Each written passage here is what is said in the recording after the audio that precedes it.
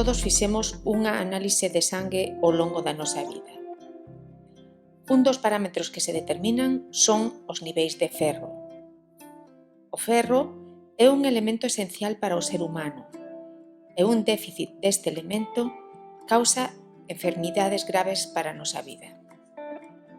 Igual que para os animais, o ferro é un micronutriente esencial para as plantas, xa que desempeña funcións claves na síntesis da clorofila, mantén a estrutura dos cloroplastos e a actividade enzimática. O contido de ferro nas plantas dependerá da composición e do pH do solo. Pero, que ocorre se o ferro se atopa en altas concentracións?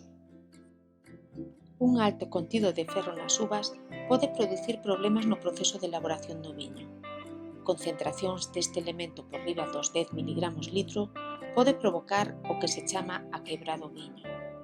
Este é un proceso de precipitación do ferro con outros compostos do viño, producindo turbidez e afectando, por tanto, a súa calidade. Para a determinación de ferro, podemos empregar diferentes técnicas de análise, pero neste caso empregaremos a espectroscopia de absorción atómica con chama, que, como ben indica o nome da técnica, emprega unha chama como atomizador. Neste caso, empregaremos unha chama de aire acetileno. O fundamento da técnica é a medida da cantidade de radiación absorbida por parte dos átomos do elemento. Neste caso, a longitude de onda da radiación empregada é de 248,3 nanómetros. O valor da absorbancia a esta longitude de onda é directamente proporcional á concentración de ferro na mostra. Para realizar a determinación, empregaremos como reactivos unha disolución patrón de ferro de 1000 microgramos por cada mililitro e unha disolución de ácido nítrico ao 2%. Para proceder á análise, é necesario facer a calibración. Neste caso, prepararemos un calibrado nun rango de concentracións entre 0 e 5 microgramos mililitros preparados en ácido nítrico do 2%. Estas disolucións serán preparadas en matraces de 25 mililitros.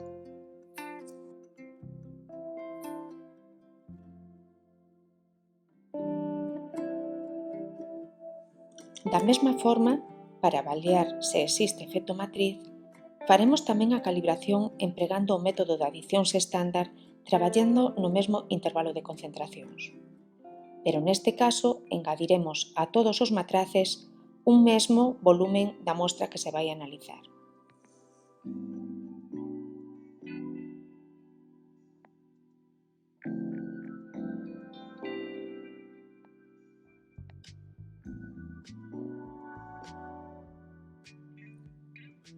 Antes de proceder á análise, é necesario introducir os parámetros instrumentais. Seleccionaremos a longitude de onda, enerxía da lámpada, tempo de lectura e número de réplicas.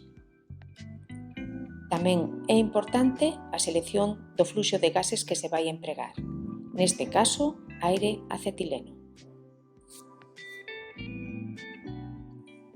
Unha vez preparadas todas as disolucións, realizaremos a medida. Introducimos a mostra no nebulizador a través dun capilar. A primeira mostra que imos introducir será o branco da calibración.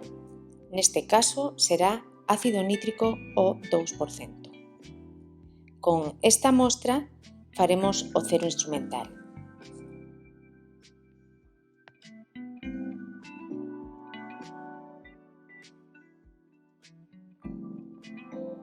A continuación, meteremos os demais puntos da calibración externa e da adición.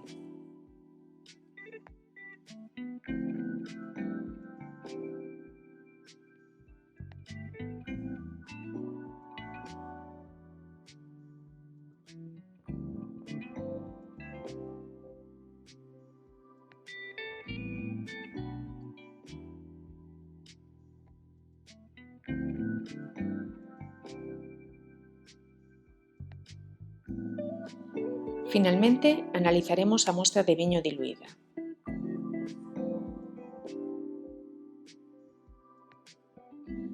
Unha vez realizadas todas as medidas, representaremos os datos, elexiremos a mellor forma de calibración e calcularemos a concentración de ferro na mostra.